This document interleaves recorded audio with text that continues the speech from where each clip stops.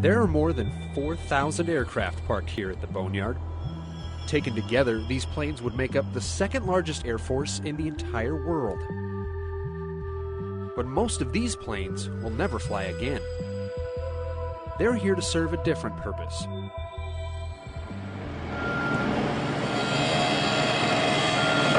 The Boneyard is where the Air Force and every other U.S. government agency sends their decommissioned airplanes to be taken apart, reused in other aircraft, or turned over to the Defense Reutilization and Marketing Office to be sold as scrap.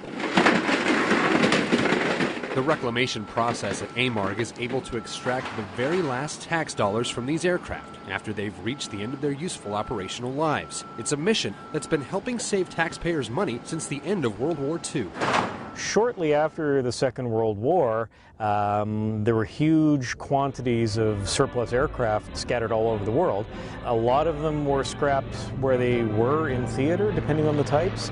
Other airframes were identified as having value for potential future use, or there just wasn't enough capacity in the overseas theaters to dispose of them as required. So a lot of them were ferried back here.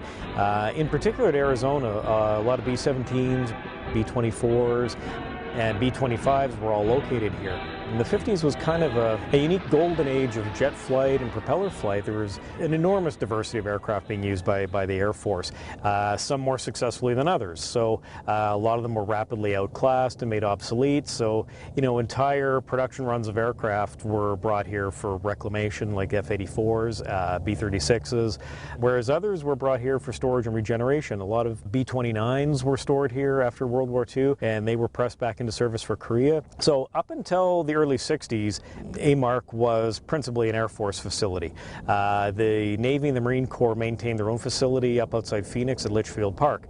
But that was closed up, I think, in 1962, and all those assets transferred down here. So since that time, this has been the complete storage facility for government aircraft. So you find NASA aircraft over there, you find Coast Guard aircraft, Border Patrol, Navy, Marine, Reserve units, training units. We have a lot of unique airframes here, a lot of one-of-a-kinds or few-of-a-kinds. Behind us here, there's a B-36 Peacemaker. It's special. It is the last production one ever built by Convair. Came off the assembly line in 1958, flew for 2 years, retired out in Fort Worth. It's one of only 4 existing airframes out of nearly 400 built. One of my personal favorites is the Boeing B-52A Stratofortress. It's the oldest Buff in existence, serial number 3. Third one off the production line. It was the principal test airframe and carrier mothership for the X-15 program.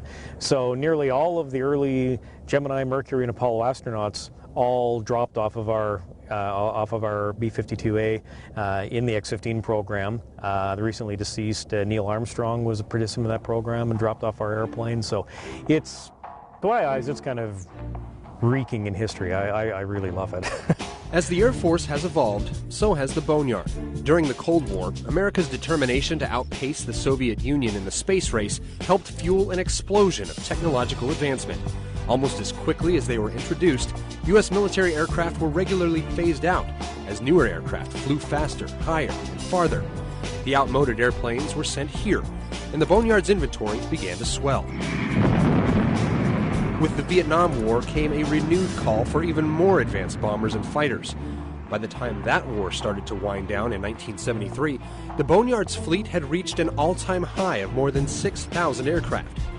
Today, some 4,000 aircraft still sit in the Boneyard, in various stages of the reclamation process. But the inventory here, much like in today's Air Force, is destined to change. You know, as our Air Force becomes more and more technologically reliant, fewer and fewer different types of airframes are being produced. I would expect probably in 20 or 25 years, you'd probably see less than 1,000 aircraft over there, and looking out 40 years, there may not be a need for such a large facility. There will always be a need for the facility, but whether or not you're going to find fleets of KC-135s or fields of F-15s, Probably not. There's 200 some odd F-22s. The F-35 hasn't even really come into full operational service yet, so I wouldn't expect to see any of them even twinkling at retirement for 35 or 40 years. But there's probably several hundred of them, so it's not going to be the same vast, diverse fleet that you see now. So, it is kind of the end of a golden age.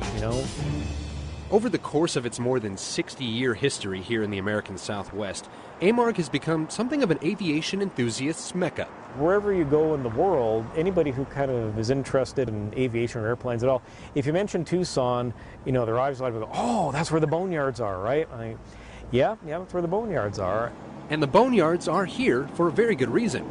Turns out the desert climate here in Tucson provides an ideal environment for long-term storage of these aircraft, with very little risk of corrosion or other damage from the elements. The ground we're on here is fairly unique. It's a very high calcium soil, very stable. When it's dry as it is now, it's as hard as concrete and very, very, very robust. And with the dry weather conditions here, low relative humidity year-round, very low rainfall, averaging about 6 to 8 inches a year in the region, there's nothing like tornadoes or hurricanes or that type of thing here to potentially destroy assets. So Tucson was identified as an ideal location for an active reclamation facility.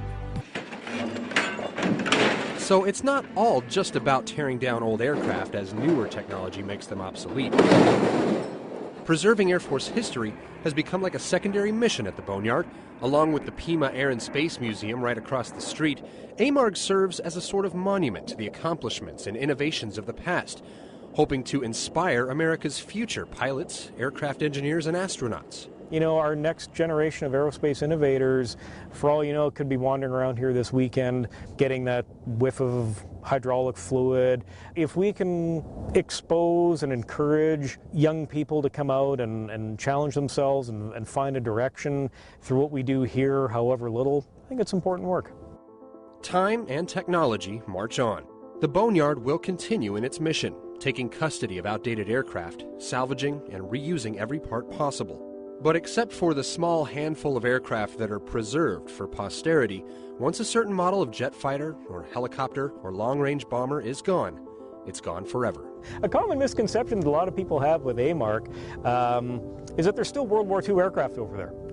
We more often than you think, we do get emails or phone calls from people doing family history or have heard legend through one of their uncles or cousins that, oh yeah, there's a Boneyard out in Arizona that's got all these World War II aircraft out there. So they call wondering if their grandfather's B-24 is still parked across the street there, and we have to generally explain to them, no, I'm afraid not. I mean, it was turned into beer cans probably 60 years ago. So the idea that a lot of people have is that the Boneyard is really a boneyard, like a graveyard, where it's a very static kind of place where nothing happens. It's just a big, I don't know, like some hillbilly farm in the middle of Texas with 400 old tractors laying there. It's anything but, as you may have seen. It's a very heavily engaged, dynamic, busy organization that's tasked with supporting, the mission of the United States Air Force and its allies. And that's a huge amount of work. For today's Air Force from Tucson, Arizona, I'm Tech Sergeant Nicholas Kurtz.